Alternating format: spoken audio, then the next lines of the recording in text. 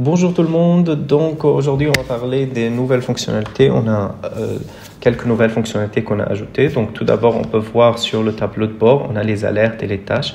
Comme ça vous n'oubliez jamais un document ou une signature, ou vous n'oubliez jamais d'envoyer quelque chose par email. Donc vous pouvez voir là le contrat n'est pas signé, là la convention entreprise n'est pas envoyée par email, la convention elle n'est pas confirmée, le microcertificat non confirmé, questionnaire de satisfaction non rempli, aucune évaluation attribuée, émargement manquant par les apprenants ou les formateurs, le bilan quotidien n'est pas rempli dans une formation.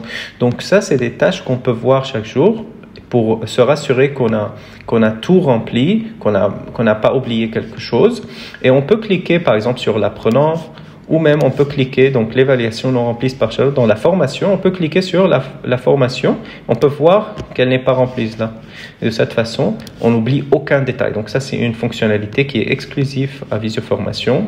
Deuxième fonctionnalité qu'on a ajoutée, c'est la possibilité d'importer des apprenants et des entreprises en masse. Donc il suffit juste de cliquer sur importer des apprenants. On doit télécharger un Excel, donc je vais télécharger ce fichier Excel. Donc ça, c'est le fichier Excel, et c'est juste cette partie qui est requise, qu'on doit remplir. Le reste, vous pouvez le remplir, vous pouvez le laisser vide.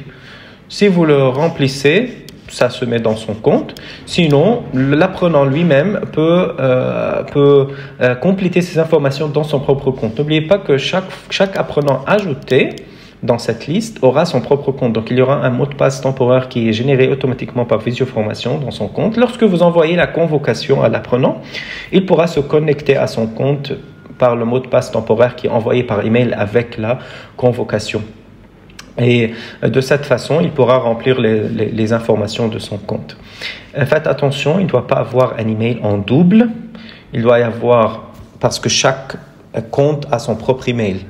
Donc, on ne peut pas créer plusieurs comptes avec le même email. Donc, s'il y a un email en double, il y aura une alerte qu'il y a un email en double, corrigez votre Excel et importez-le de nouveau. La même chose, s'il y a un autre compte dans Visioformation en général qui a un email, ça va vous informer que cet email, il a déjà un compte, donc modifiez cet email ou demandez de l'apprenant un email différent. Okay? Ça, c'est par rapport à l'apprenant. Il suffit juste de remplir le nom complet, nom et prénom, le téléphone, l'adresse, l'email, c'est tout. Et il suffit juste de cliquer là, de choisir le fichier Excel et d'importer les apprenants. On va faire un exemple. Donc ça, c'est le fichier Excel. On va mettre nom complet, exemple, téléphone 0. Si vous n'avez pas le numéro de téléphone, pour le moment, vous pouvez le mettre des 0. Et l'apprenant peut le modifier dans son compte. Adresse, la même chose. Si vous ne savez pas l'adresse, vous pouvez mettre exemple. Et l'email, on va le nommer import@visioformation.fr. Je vais faire 2 apprenants, comme ça vous allez voir que l'import fonctionne. Exemple 2. Et bien sûr, on doit changer l'email là. Je vais mettre import 2. OK, je vais enregistrer ça. Et je vais choisir le fichier que je viens d'ajouter. Donc, fichier Excel là. Et je vais cliquer sur importer des apprenants. Donc, je clique sur ce bouton. Et là, directement, ça m'apprend à la page des apprenants. Et vous pouvez voir que exemple et exemple 2 ont été créés directement. Et ils ont leur propre mot de passe.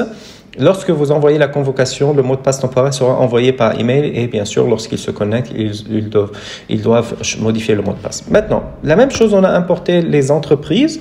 Aussi, il y a un autre fichier Excel. On va le voir ensemble. Donc ça, c'est le fichier Excel. Et aussi, la même idée. Donc là, c'est obligatoire à remplir. Et là, c'est facultatif. Et aussi, ça, c'est facultatif. Donc, ce qu'il faut remplir, le plus important, c'est cela. Et bien sûr, l'entreprise peut modifier tout le reste dans son compte. Pour l'entreprise, c'est pas grave si vous avez plusieurs emails qui sont la même chose parce que le compte entreprise est basé sur le nom d'utilisateur et non pas l'email. Donc, vous pouvez avoir des emails en double sans problème pour l'entreprise. Donc, c'est la même idée. Lorsque vous importez le fichier, vous importez les entreprises, vous allez trouver la liste des entreprises automatiquement ajoutées. OK? Donc, ça, c'est par rapport à la façon d'importer en masse des entreprises et des apprenants. Et merci et bonne journée.